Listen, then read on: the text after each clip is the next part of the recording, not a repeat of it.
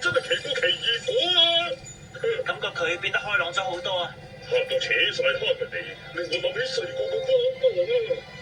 嗰陣呢，奧羅丁大人雖然好聰明，但係可惜由於果然係一開口就有排講。係啦，史先生，你頭先嗰啲係台詞嚟㗎。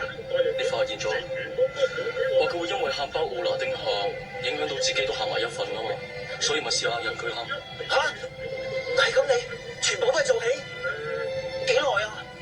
由我哋開始搞笑嘅時候已經係報告啦。係真唔係啊？不過唔好俾運輸機佢知啊，佢咁信我內疚啦。就算係做戲，都算係做咗一件好事啊！史先生好犀利啊！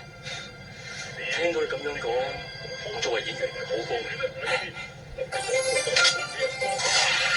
沖流食魚，係斜面收啊！快啲嚟啦！